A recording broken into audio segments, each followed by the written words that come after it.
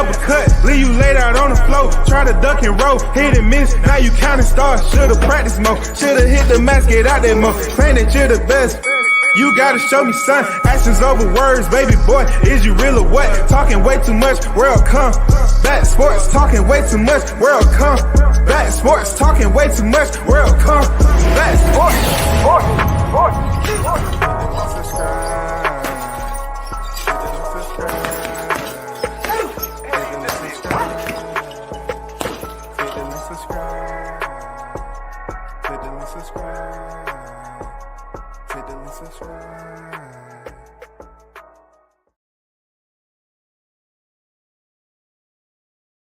I'm not going to go through the entire intro since it's already Sunday morning. But big shout out to the first in the building. Big Blunts and Boxing is on deck. The GOAT has arrived. What's good? Salute to the OG Epic Night of UFC. I think I'm officially a fan. Yeah, that's good. Hey, that's good news, man. I've been trying to tell them that for years. Bro. Dan on deck, I see you. What's good with it, bro? Salute to everyone that's in the building. This will be a post-fight review. UFC 295, man. Epic card. Of course, you know what I'm saying? I went clean on this one. Seriously. I was looking to get a little dirty. But my predictions went 2 for 2. Unfortunately, you know, going back to the Denise situation, Benoit Denise, he finished the fight like I felt he would. It just didn't go out the amount of rounds that it should have. But good head kick, solid head kick, man. Shout out to everyone that's in the building. Logic, what's good? I see you in the building. What's good? What's good? Big shout out to the UFC for doing it the way they're supposed to. I try to tell people all the time that mixed martial arts ain't going nowhere, and you know Dana White is in New York right now, Madison Square Garden, and the place was packed out, and they had 2 championship fights with names of fighters that had already suffered defeats. You know what I'm saying? These weren't fighters like, you know, when you're in boxing, they have to be this big name that just came out of a big fight. You know, Alex Pereira, he was knocked out by Israel Adesanya 185, lost the title, right? Lost the title, moved up and fought a previous light heavyweight world champion, Juan Blachowicz, beat him via split decision, right? Then, check this out. Then, you know, he goes in there tonight strictly off a situation that happened with Yuri Prochazka. Yuri wins the title from Glover Teixeira, one of the oldest light heavyweight champions to win the title. He injures his shoulder. He has to vacate. Jamal Hill comes in and wins it. And Jamal Hill skedaddles, you know, because he don't really want that smoke from Yuri, in my opinion. So therefore, you know, the title is somewhat still Jamal Hill's all the way up to the opening bell.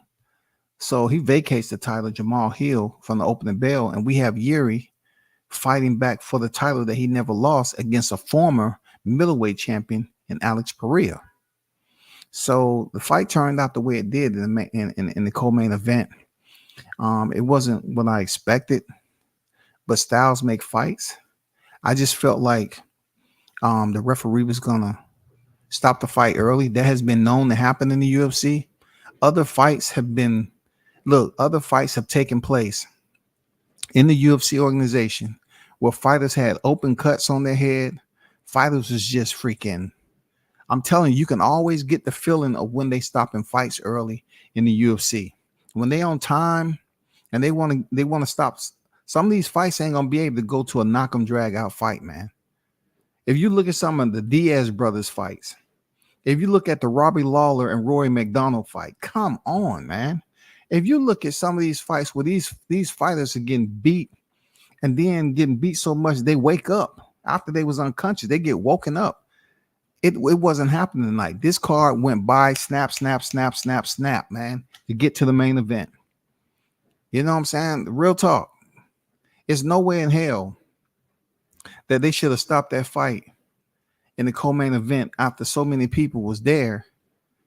I mean, in the main event, and so many people was there to see this fight. The backstory was perfect. Two former champions were perfect. Yuri had never been to a point where, you know what I'm saying, that anybody was questioning whether he should be in the main event. He was legitimate. He subbed out Glover Teixeira in the 5th round. So he was legitimate world champion who vacated his belt because of a shoulder injury. This is going to be one of those fights where, you know, it all comes down to the entire package that these fighters have to work through. It's called mixed martial arts. You know what I'm saying? The entire package from head to toe on what they choose to work with stylistically. That's the entire freaking cachet of weapons. And those elbows that freaking Pereira was landing once Prohaska was attempting to level change and get on the inside and take the fight to the ground, bro. You know, it just got down to a point where if the man was taking elbows and he was on his knees because he was hurt, I don't see fighters take elbows like that and go down and then fighter fall right on top of him in the top position, and they're landing shots, and the ref don't even stop the fight. They let him fight on. But they wanted Alex Pereira to become this champion, bro. You know what I'm saying? Real talk. They wanted him to become the freaking light heavyweight champion because a lot of people support and favor Alex Pereira. And the UFC is known for this shit. This is not nothing that I'm making up. The UFC is known for this. You know what I'm saying? And I just seen so many other fighters just getting beat. They're taking punishment, and they let that fight go on and on and on. Them fighters taking punishment, damage, and the referee don't even step in. He just watch the fight. You know what I'm saying? They're sitting out there watching the fight, just watching it. You know what I'm saying? But shout out to Alex. He picked up the belt. The main event, of course, to seize the moment and experience a sense of glory. A lot of experience. I had freaking Sergey stopping Tom Aspinall in the 1st round. Even though I was looking at film and I was looking how fast his hands was, you know, I was telling Blunts, I was like, it depends on the chin. You can have quick hands, but your chin not there. It doesn't, it doesn't matter. So I really thought that Sergey was going to be able to land that shot to initially get him on the ground at least. But when and the crazy part about it is that Sergey had an 84-inch reach to Tom Aspinall's 78-inch reach, and both fighters received the call on short notice to take this fight. You know what I'm saying? So, you know, I was putting it out there that Sergey's training the American top team, and you know, Tom is, you know, taking his career serious now. He got fast hands for a heavyweight, and that was on display. I definitely had Sergey stopping Tom in the 1st round, and a lot of other people did too. And when he put those combinations together, he froze up Sergey down to the ground once again. You know, like, dude, this is the co-main event. If the man is freaking there, I mean, damn. At least let him land something. But man, they stopped the fight. The fight is over, man. You know what I'm saying? Tom Aspinall seized the moment and experienced a sense of glory that he never thought he would experience. I'm happy for him. I'm happy that he was able to experience that glory, because you can tell he was emotional. And then you saw Michael Bisping giving him love. You saw Joanna Jędrzejczyk giving him love. You know what I'm saying? It was a lot of fighters giving him love. And he was like, well, legend like Michael Bisping, man, dude, that kind of yanked his heart a little bit, because that's some emotional shit. When Michael Bisping was fighting and all that, Tom was just, training and doing whatever he was doing. But to have, Michael Bisping, you know, tell you congratulations and show you that love, man, for winning the title by knockout. You know what I'm saying? By knockout. That's some good shit. You know what I'm saying? That's some really good shit right there, man. That's some stuff a lot of men don't they're not able to experience that moment. So he get to walk away with the belt. He earned it. Just be on the lookout for Tom Aspinall. Very quick hands as a heavyweight, man. That dude's got some serious hands, man, and he got some wrestling and grappling. This is gonna be interesting, man, because I definitely like to see how Stipe goes in there and handle that. I like to see how John Jones, whenever he's coming back, who knows? John is known for winning belts and then finding a way to get stripped or vacate the belt. That's him. That's been a freaking schedule of his, man. When I heard he was injured again, I was like, damn, you spend all that time to come back and have a fight, win the title, and then you tear something clean off the bone. Anyway, Jessica Andrade, I say Andrade, and Mackenzie Dern, right? This was my take on this. Unlike boxing to look at this, right? A fighter coming in there, they have 3 straight losses. They might look at the common opponents that person fought to see, okay, what's going on with that? If the opponent is not something that's extremely serious, right? Your assessment has to change, especially when it comes to mixed martial arts. You have to look at how that person lost the fight. And then in recession, how many fights have they had this year? I think Jessica Andrade had like 3 other fights this year. 3 fights this year, I think, if I'm not mistaken, 3 or 4. If it was 3, she lost all 3 of them. She was on 3-fight losing streak. I was telling my colleague, I was like, hey, she's going to beat Mackenzie Dern. Mackenzie Dern, who's a several-time BJJ world champion, elite. You know what I'm saying? Elite, And when she came over here, she just had sloppy boxing. And immediately when I assessed it, I said this. I said she reminded me of Ronda Rousey, because Ronda had judo from the Olympic arena. And she came over here and that's all she had. She wanted to close distance, get in on your hips, do the judo throw, and work on her grappling and submissions, right? So with Mackenzie Dern, she had that kind of mentality. It got her a little bit, but her boxing and Ronda's boxing is just unbelievably amateurish. You know what I'm saying? Undeveloped, right? So today when she was in there with Andrade, her boxing is on point. Her striking is on point. That's the mini Mike Tyson, as they call it. She's a pocket rocket, all that shit. So when this whole deal started to play out, initially when the first round started, the fighters are dry, they're fresh. You know what I'm saying? They're full of energy.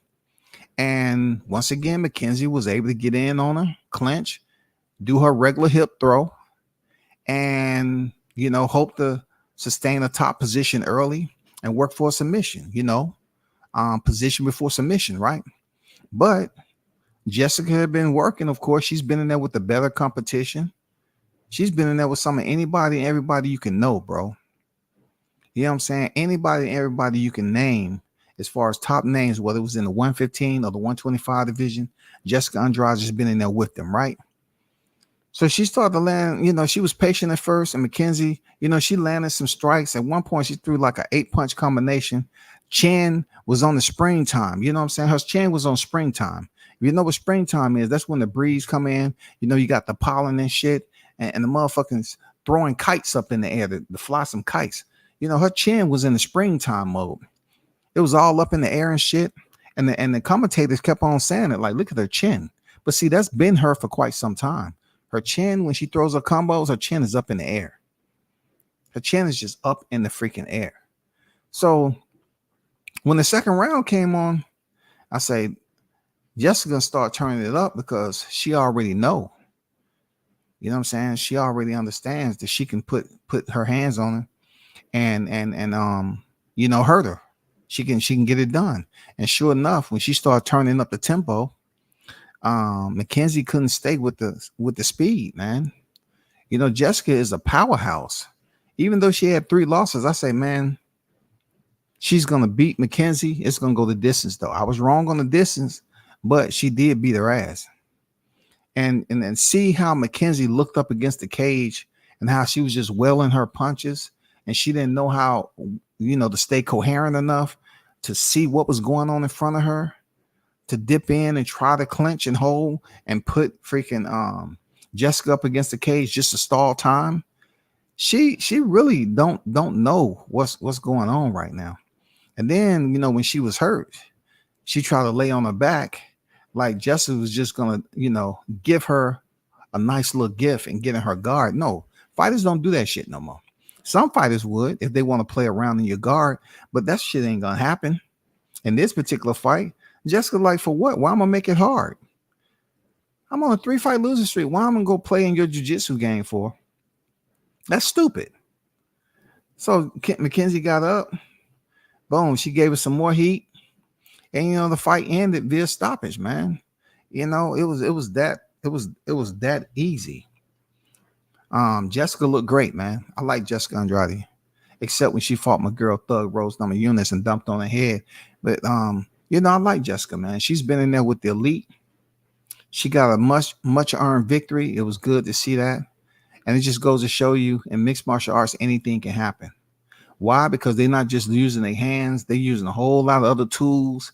And look, these cats over here that cover boxing, they'll pretend like they cover mixed martial arts. They really can't tell you what they're looking at. All they're doing is looking at the fight. They don't go and watch what happened. They don't know the proper terminology. They don't know what's transition to what. But it's okay. A lot more cats are trying to play their hand in mixed martial arts than when the first time I was over here. When I started on YouTube, they were saying, "Oh man, why you covering mixed martial arts? Don't nobody want to watch that boring shit." Well, it's growing now. It's growing even bigger, and they having some damn good fight cards all the time. And Dana White's mentality is he can care less what boxing's doing. Dana White has the mixed martial arts. He has the slap league going on. Man, they leaving. The motherfucking rocket has left the launch pad, man. They're putting on freaking exciting cars, and more and more cats over here attempting to follow the sport, which I don't have no problem. It ain't my sport. It ain't my promotion, but that's good. Just do me this favor, though. You just don't talk about it like it's boxing. Know what you're looking at. You know what I'm saying? Know the proper terminology. Pay attention and watch some more YouTube videos. You know what I'm saying? It's hard to predict UFC fights, man, because you have all these multiple tools, and any one of them can be the equalizer and turn the fight around. You know what I'm saying? I was deep into a freaking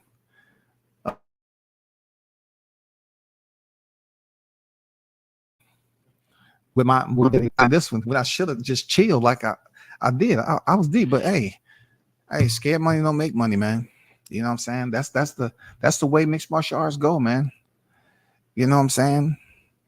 But it was a good ass card, for real. It was a good ass card.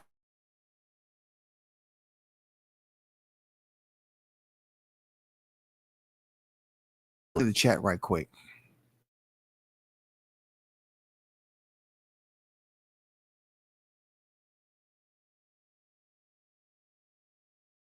Too, I agree with you on that. In boxing, sometimes it'll bleed down to the co-main event. Most of the time, like you said, it is the main event. And look, truth be told, Logic, you have to have fans that pay close attention to some of these UFC fighters, because there's so many UFC fighters that you don't know. Not you per se. I'm just saying people don't know. You have all these up and coming UFC fighters where they have the Ultimate Fighting. They have, they had a Contender Series. They constantly bringing these fighters in. Boxing don't have that, because why? Boxing doesn't have a president. Boxing doesn't have a single, governing body. UFC has a promotion, president, matchmakers. So they have on all these damn micro shows that's still consistent with supporting the UFC. And then they have these fighters come up from there, and they're fighting on prelims. They're bringing in fighters in rotation over and over again. You're probably saying to yourself, well, boxing does the same thing. But we're talking about bringing fighters up in a promotion, the premier promotion, the UFC, not just Tom and Dan's butterscotch promotion.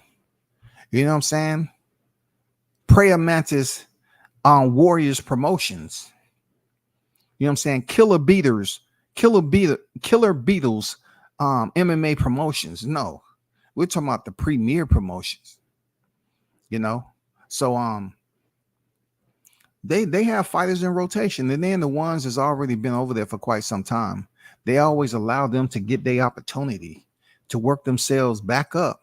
I'm not talking about putting them at the bottom of the ladder like boxing be doing, but just allow them to climb back into a title contention, man, without taking a long time to do it. Shout out to Dana White and them doing a damn good job. I wish I can do media over there, but it's so strict for you to get in with the UFC. Very strict. And you notice, contrary to what you see out here in boxing, is that mixed martial arts do not have that nonsense that's going on. Like you see all this back and forth. That's the community is different. Why? Because you don't have a lot of people that's educated enough to talk mixed martial arts. They have their community now. They have a huge community on Facebook, and they have a community on the YTC. But you're not going to see it in abundance of boxing, because boxing is what? Boxing is full of storytellers, narrative pushers, and individuals that look at somebody that's swinging a left and a right hand and say, this is easy. Let's just talk about their personal life. Let's just talk about the way they look and then who they then fight. That don't happen over in the mixed martial arts. That's why I be taking time away from this shit, and I really be paying attention to mixed martial arts and see what's going on over there. Because one thing I know for sure is that they're going to fight. They're going to fight. We're not talking about who you going to fight next. No, they tell these fighters. They ask them, hey, you want to fight this, and this? It ain't no surprise. Or they say, who you want to call out next? Well, I don't know. I got to talk to my team. I got to talk to this. If they ask the fighter in the cage, who do you want to fight next? They say, just like tonight, Benoit Denise said he would like to fight Justin Gaethje. And everybody know Justin Gaethje, to highlight himself. I followed that dude when he was with World Series of Fighting, when he was the champion over there. Him and freaking the baboon, Louise, what's his name? Louise, has just slipped my tongue too. He's over at bare knuckle fighting right now. Louise, what's his name? Adamala or whatever. But anyway,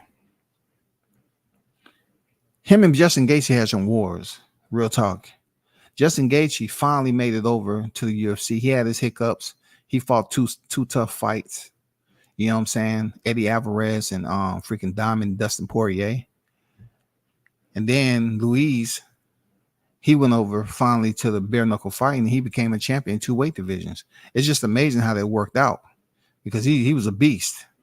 But Justin Gaethje, he came over here 4-7. Haven't got the strap yet. One of his best performances with Tony Ferguson.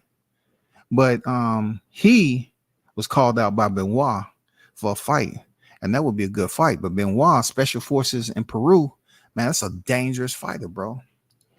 Like I said, Jamal Hill vacated due to ruptured Achilles. Believe he deserves first crack at Pereira. If he's healthy, yeah, why not? You know what I'm saying? He's a former champion. He won it fair and square. Why not? You know what I'm saying? If he has a ruptured Achilles, that's been quite some time ago, though. You know what I'm saying? I'm not saying I'm getting his medical, anything like that. I can't say how good he is right now, but I'm saying that's been a while ago, and it's probably not full 100%. But yeah, he would still be in for a fight. He'd still be in for a fight.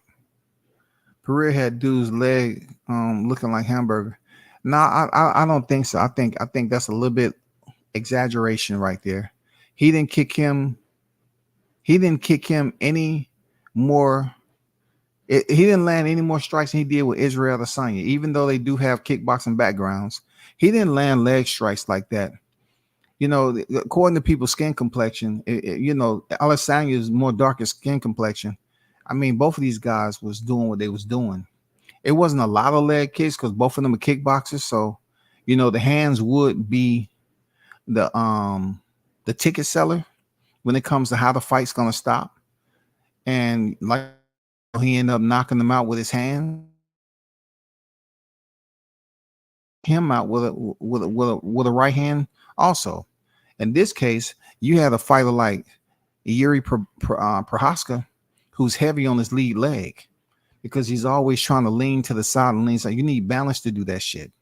And you also need stability and coordination to basically defend yourself from a counter shot from your opponent as it's high level as Alex Pereira, right? He's definitely high level. Real talk. That dude is a problem. This dude is a problem with his striking.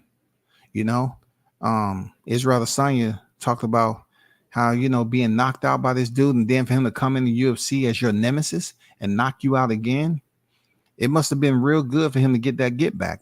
But anyway, he was able to land that lead, those kicks on that lead leg because it was planted. He was heavy on that. Prohaska was heavy on that lead leg. So somebody at the level of Alex, did you see how he was throwing those kicks and he didn't even load up?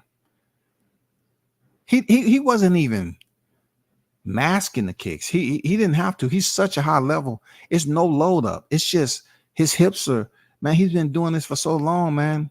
His hips are there. And he was actually spinning old boy a little bit. But it wasn't too much. The fight didn't even go as long as it did with Adesanya. So his leg wasn't beat up that bad. You gotta understand, these dudes get kicked with damn shin guards on all the time. You know what I'm saying? They get kicked all the time, real talk. I just think the referee stopped the fight early just so they can get to the main event. With Sergey. And when Yuri was up there, if y'all looked at the promo, I pay attention to the shit like this. When they did the Yuri and Alex promo at the end, they had Alex's hand raised, when he won the title. Yuri won the title from Glover Teixeira. They didn't have Yuri's hand raised at the end. They had Alex.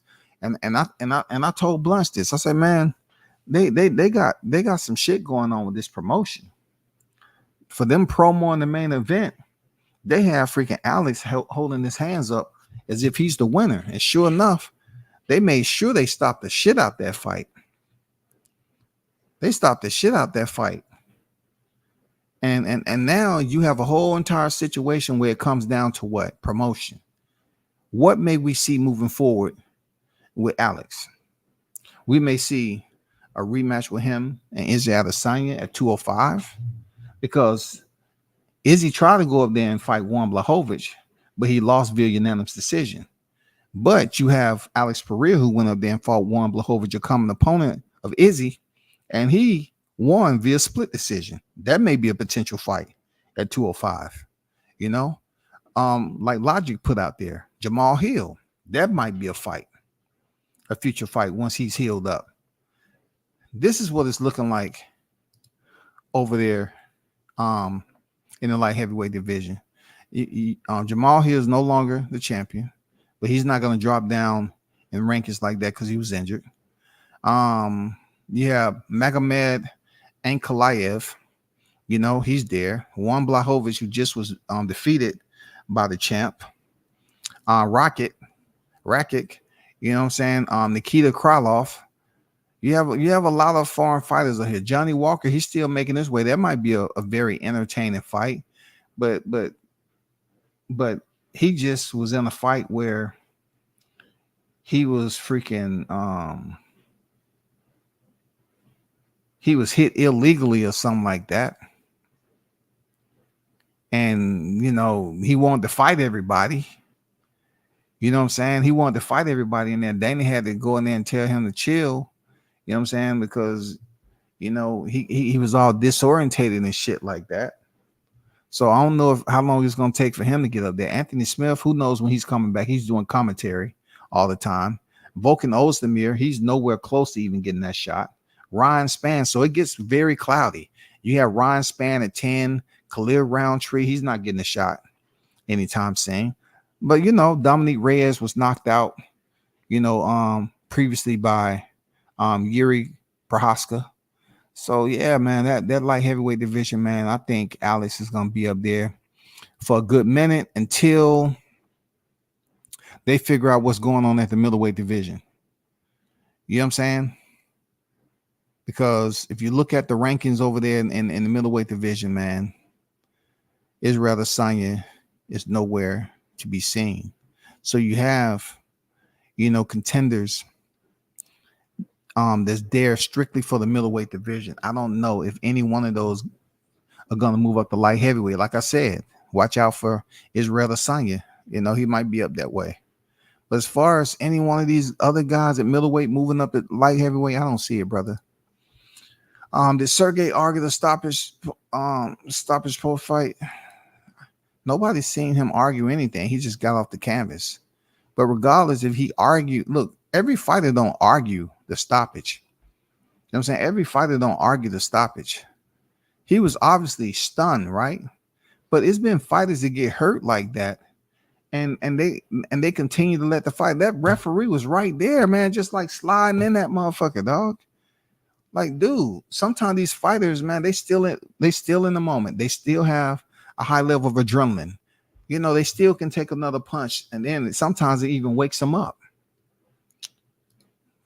But he didn't protest anything. Dude was, you're talking about heavyweight divisions, man.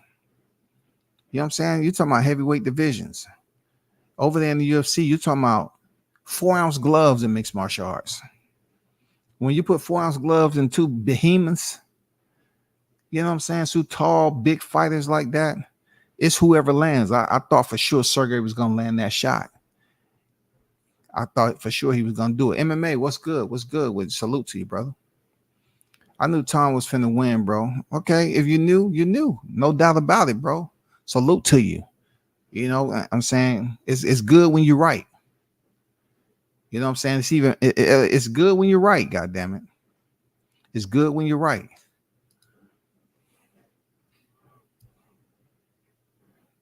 Yeah. The card was lit. The card was lit, man. Especially Torres. Man, Torres, keep a lookout for Torres, man. Torres went in there and did what he's supposed to do to the guy. I mean, he looks impressive. But I've seen guys like him come along. So I'm curious to know what he was going to do when he starts stepping up in competition. I've seen guys like him come along. They very in a hurry to get behind these fighters and also get them promotion. That's what I love about the UFC too. They get behind these fighters. They give them some push and promotion. And another thing that I enjoy that boxing does not do is that when you go to a boxing promotion, you might see a handful of boxers on deck. Yeah, and they just look like they're sitting wherever they want to sit. It's not like it's a community or whatever the case may be. In the UFC, they have them fighters sitting in one area. They have them there working. They have them there sitting in the audience. They have them there supporting the organization. They always put the camera on them. Always. They're there, man. It seems like they always comp tickets for these fighters to be right there on camera and to show their faces and continue to keep their face relevant as being in there. I know at boxing, you might find a fighter here. You find a fighter over there. You find a fighter over here, a fighter back over there. You just don't find a community of fighters just sitting together representing the promotion as boxers. It's a whole different community. Y'all need to understand that. You know what I'm saying? Because he shoots it straight out to Pereira's. Kicks have to tail to them. Yeah. High level. Alex is high level, bro. No turning of the hips, so he does it different. Well, you don't have to turn the hips to throw a low calf kick. Now, if he's trying to go to the body, or he's trying to throw a high kick or something like that, yeah, he's definitely gonna turn the hips. But I can see what you're saying. Like, you're talking about from a basic upright stance and throwing a low calf kick. I mean, it's not much you have to do to throw those type of kicks. Now, if you're talking about Muay Thai and you're trying to actually do some damage to the calf or to the thigh, and you want to just turn your entire body and rotate your hips for effect, yeah, you know how it is. It can possibly happen. You know what I'm saying? But yeah, I agree with that. No turning of the hips, so he does it different. A lot of people kick the way he does. You know what I'm saying? It's just depending on what's your intent. You know what I'm saying? Are you trying to damage, a certain part of the leg? What's the intent? You know what I'm saying? But Alex, he does not give you any indication when he's throwing a kick. Very elite, high level freaking striker, bro. So is Jones now fighting new interim champ, or is he still going after Miocic? I don't know about that. You know what I'm saying? They would schedule the fight, right? For John Jones, why would he come back off an injury and fight the interim champ and David and Tom Aspinall? And then I say to myself, well, the UFC is always trying to cater to John Jones, but he wouldn't have no benefit fighting Tom Aspinall. It's other fighters out there for him to fight rather than John Jones, man. John Jones is the highest of the pecking order when it comes down to the UFC. We're talking about the only fighter to be able to come off suspensions and injuries and hiatuses and get championship fights, man. The only man that's next to John Jones in that respect is Conor McGregor. Conor McGregor can do what the fuck he want because he made the UFC millions. He made them millions. And he had his brand and shit like that. He made him a lot of money. So he got the VIP treatment. John Jones shit is on a whole nother level too, because this man will come back to the promotion after being suspended and they give him a title shot, man. And he wins it. You know what I'm saying? They would strip him of his title for drugs and shit, and goddamn, he come back and get a title shot. And they will promote the shit out of John Jones. And he bring his ass out that cage. People cheer him like he never fucking left. That's what I be trying to tell these boxing fans. Y'all be over here creating storylines and motherfucking murder mysteries and shit and getting in fighters' personal life. They don't do that shit in MMA. If they do, this way behind the scenes and you don't never hear this shit playing out, because you know why? Because motherfuckers will get a phone call. Chill. I'm not saying motherfuckers don't be talking their shit in mixed martial arts, but man, come on, man. You don't see no asinine behavior like you see when it comes to supporting boxing. For real. You know what I'm saying? You just don't see it though. But that's a good question there, Logic. MMA is different. You do have to look at way more details. Look at who she lost to. Also straight killers. No doubt, man. No doubt. Let them know, MMA. You know what I'm saying? There's a whole lot of details that you have to scrub. You have to say, okay, how did they lose? Who were they fighting and how did they lose? Was it via ground and pound? Was it via strikes from upright position, standing position? Was it via submission? Was it KO, TKO, or DQ? What was going on with that? You know what I'm saying? How did that fight play out? What was the turnaround point? Because mixed martial artists, they have way quicker turnaround points. Turnaround fights than boxers. Way quicker turnaround. They've been fighting just as long as some of these guys. And the beautiful part is that when you're examining these resumes, yeah, you have to go a little bit further. You have to, see, okay, let me check this opponent. And then let me look at their record, because mixed martial artists don't have a lot of fights.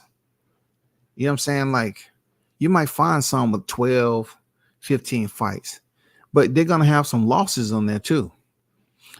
Just like tonight, Jessica Andrade, she has double digit losses. And, when Cowboy Cerrone was fight, he had double digit losses. Tony Ferguson has multiple losses. It's just so many fighters have multiple losses in the mixed martial arts, but it don't matter.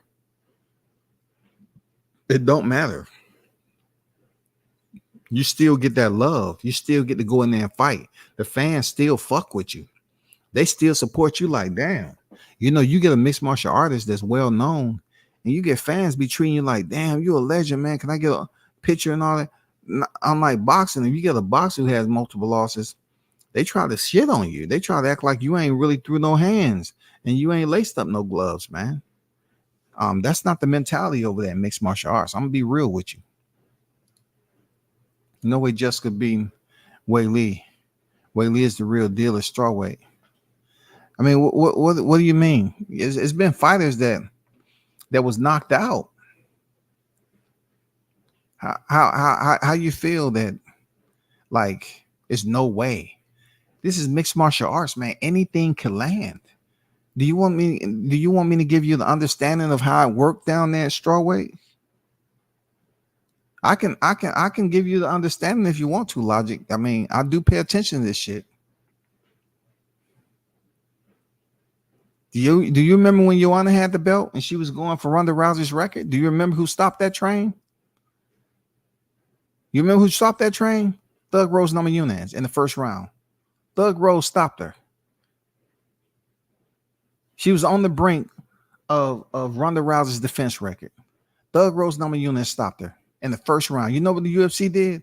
They gave her another title shot.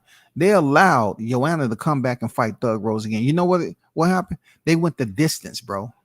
From being knocked out in the first round to them going the distance all 5 rounds, 5-minute rounds, 5 rounds. And then in the final round, Thug Rose went in, changed levels and went in for a takedown and got it. You know what I'm saying? But it was a stand-up striking match. You're talking about Thug Rose knocking Joanna out in the first round and then getting an immediate title shot, and then they went 5 rounds and she lost again. So Rose Namajunas, she moves on to fight somebody else. You know what I'm saying? She goes on to fight somebody else. I'm just saying that's just the way it goes. And so let's talk about when she fought Jessica Andrade. You know what I'm saying? The fight was good, but Jessica picked her up, the slammer, and Rose Namajunas held on too long, got dumped, spiked on the head, and she was unconscious. You know what I'm saying? And Jessica picked up the title for the first time. You want to know how that processed? Well, Jessica Andrade, she moves on to fight Wally Zhang. Wally Zhang, Jessica Andrade's 2 pocket rockets. Both of them are built the same. And she tried to match punching power with Zhang and found out Zhang is just a bit more powerful of a striker than she is. And she gets the title in the first round. She stops Jessica in the first round. Poor game plan. Poor game plan by freaking Jessica Andrade. But hey, that's mixed martial arts, right? So Wally takes the title from Jessica. So Wally's now the first Chinese world strawweight champion in mixed martial arts. The first Chinese champion in the UFC, I believe, period. So now a star is born in Wally Zhang. You know what I'm saying? A star is fucking born. So I think she defended her title. I'm not for sure in its totality. But guess who comes back around? Back around after being dropped on her head. Rose Namajunas. You know who she had to fight to get that title shot? Jessica Andrade, if I'm not mistaken. She beats Jessica Andrade, the same person that dumped on her head. She beats her. And then she gets her shot at Wally Zhang. She goes in there and head kicks Wally Zhang and ends her in 1 round with a left high kick. The same pretty much high kick Ronda Rousey felt when Holly Holmes did her the same way, dirty. So she goes in there and she gets stopped by Wally Zhang. I mean, by Rose Namajunas, and Rose becomes the 2-time, the first female fighter The first fighter to lose a title, first female fighter to lose a title and regain a title. So she becomes 2-time strawweight champion.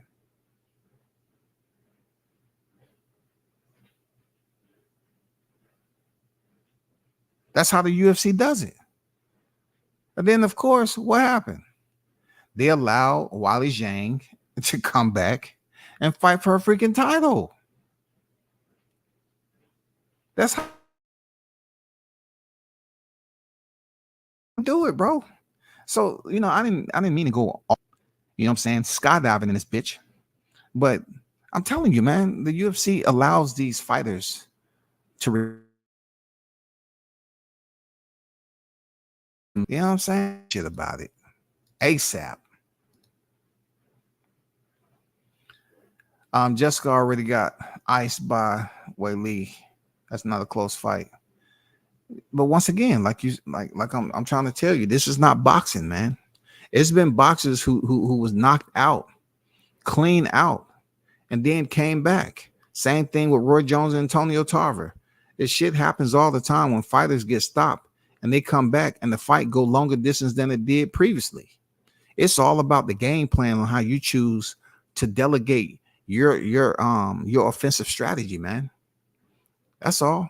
This is mixed martial arts. There's many variables that boxers don't have that can change the scope of a fight that was finished early previously, and it can go a longer distance, next fight.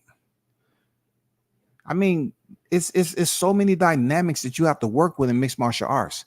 I call it the muddy flats, man, because you're gonna get dirty trying to figure out what you should change up about your game. Mixed martial arts is up for forever evolving. And it's not so much of what you know, it's how you apply it.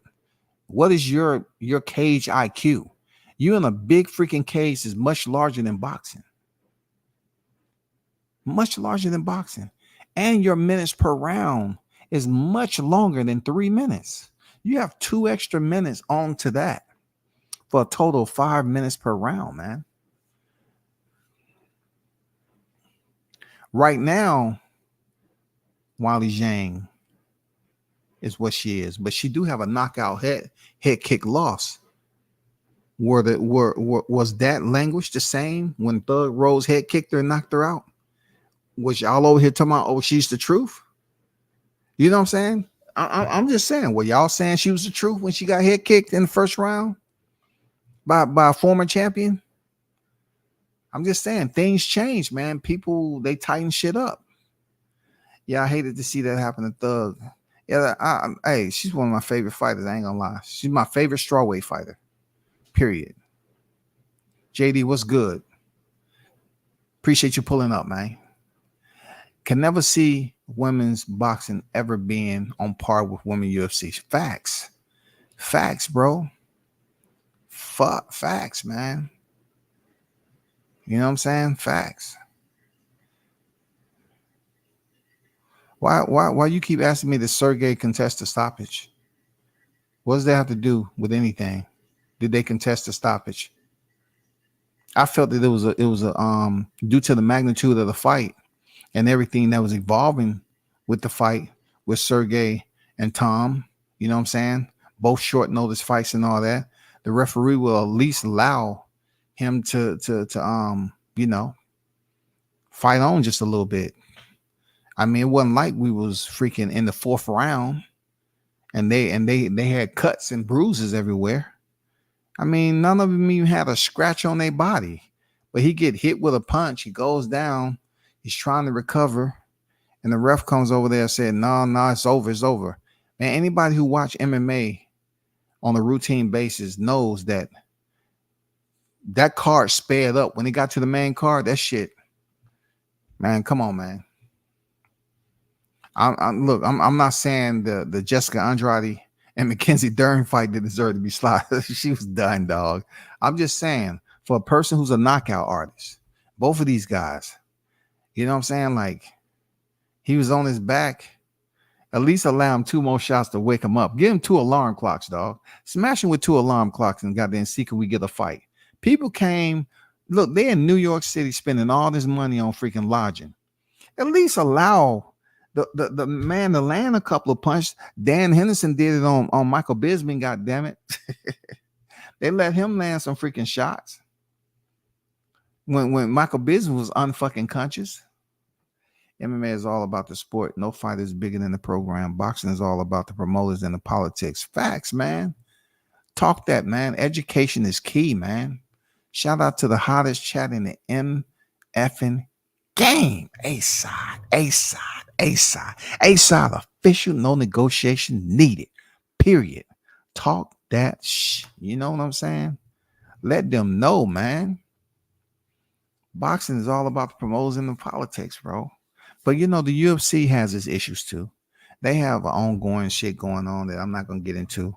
Fighters feel they should get paid more and all that. You know, fighters want to start unions.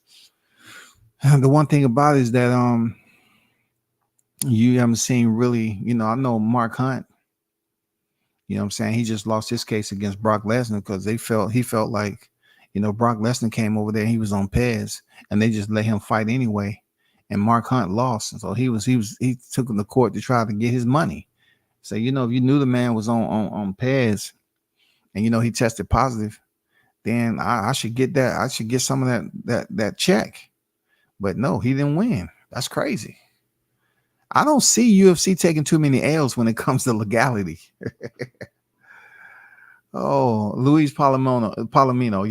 Yeah, JD. Yeah, that is. Or something to that name. Yeah. Luis Palomino. At least you know I'm around the same. I'm in the ballpark, though.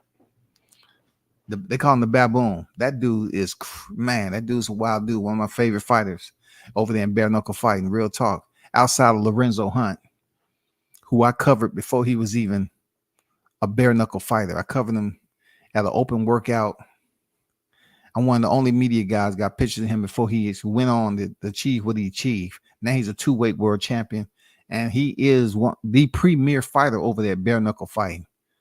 Dude has some highlight reel fights, man. Shout out to the Juggernaut, man. You the shit, man. Real talk.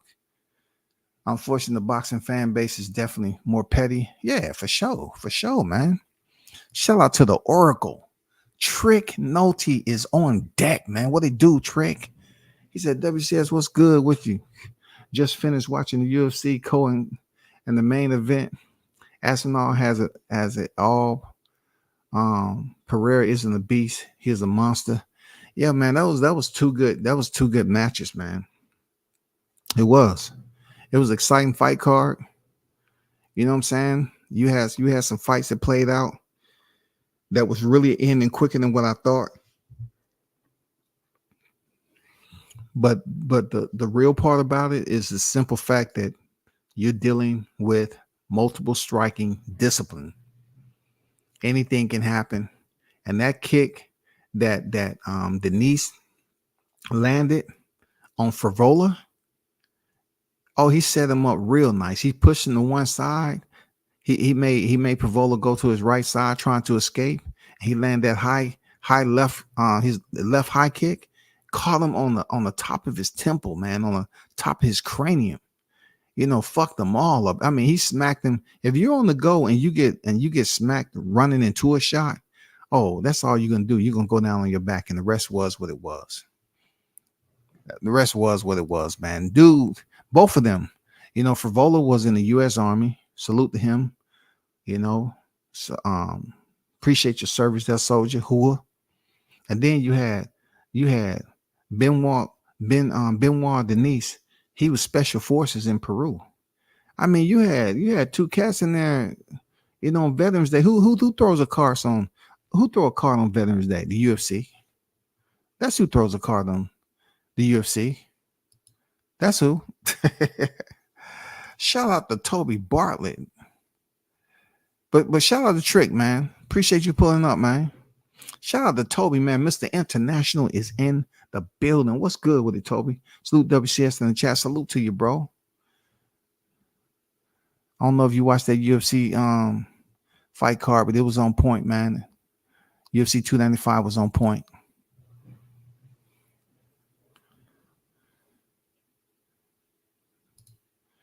Yeah, man. You know, you got a heavy fight card coming up with Sean Strickland. You know, he's defending his title against Dricus Duplessis. Dricus Duplessis. That's going to be a crazy fight. That's going to be a crazy fight. Because people are looking at Sean Strickland's win over Israel Adesanya. They saying to themselves, "Damn, can he duplicate that type of performance when it comes to him defending his title?" And Dricus is next in line. And Sean Strickland's a tough dude. You know what I'm saying? So I'm very curious to see, can he sustain this momentum that he has, man? Because he's been stopped. He's had his ups and downs and shit like that. But in the middleweight division, man, that's going to be a fire card. I think it's the next card, the 296 card. Let me go up here and check right. I think that's the 296 card while I'm here.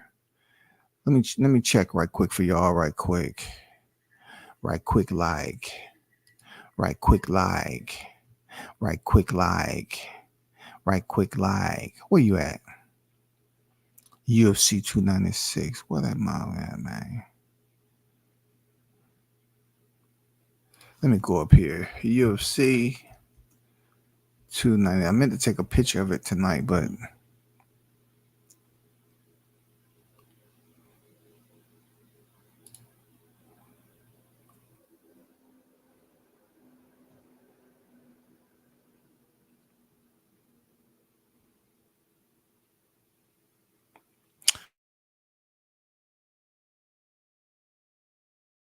it's 297. Okay. It's 297.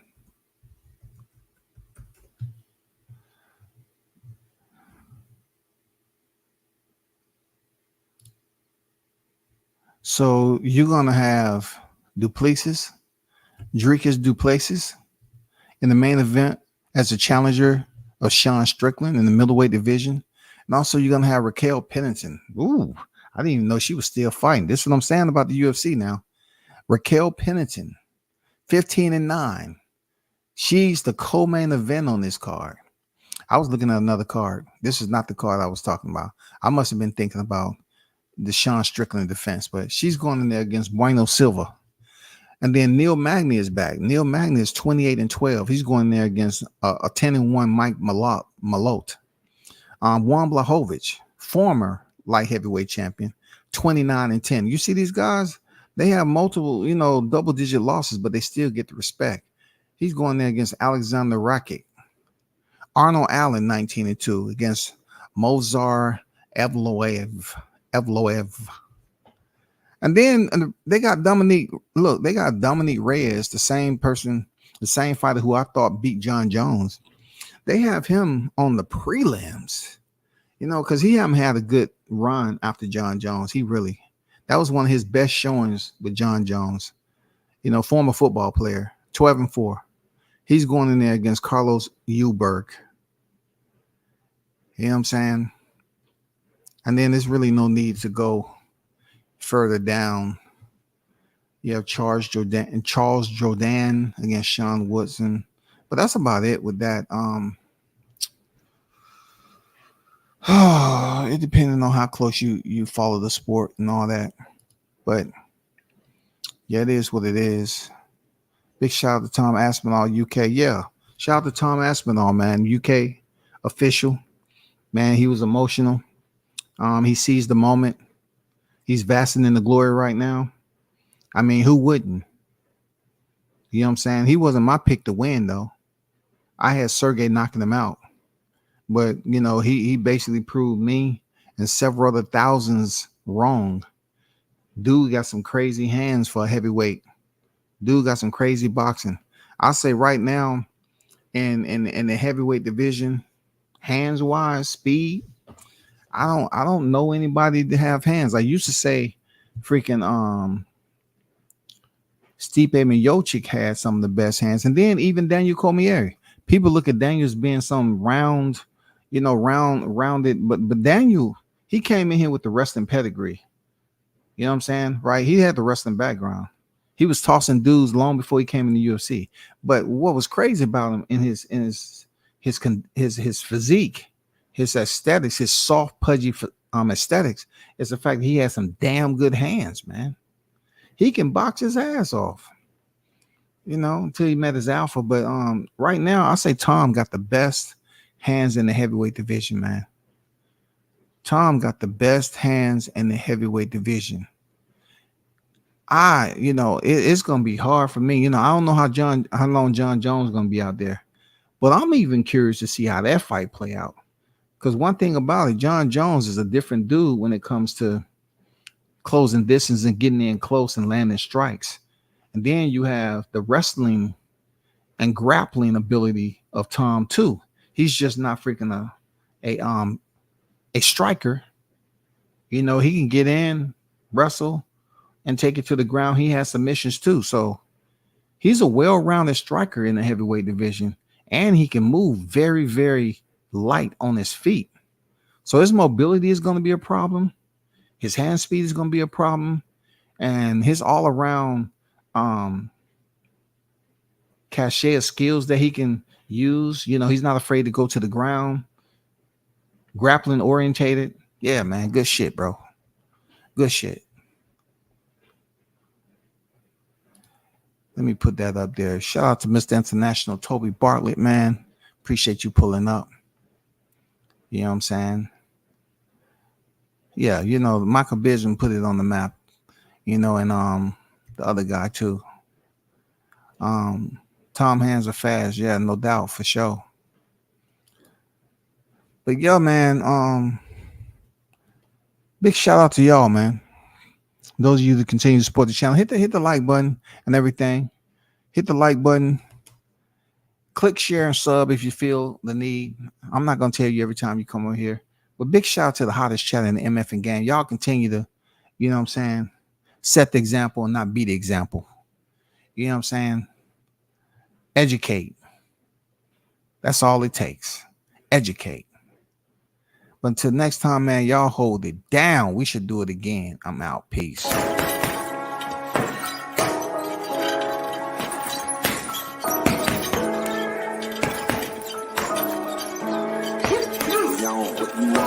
Left jab, uppercut, leave you laid out on the floor. Try to duck and roll, hit and miss. Now you counting stars. Should've practiced more. Should've hit the mask, get out there more. Claim that you're the best. You gotta show me, son. Actions over words, baby boy. Is you real or what? Talking way too much. World.Combat Sports. Talking way too much. World.Combat Sports. Talking way too much. World.Combat Sports.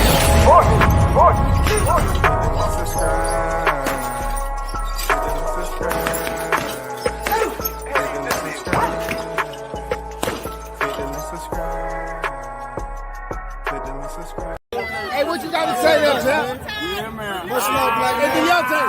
What you got to say? What you got to say? To this day. To this day. To this day.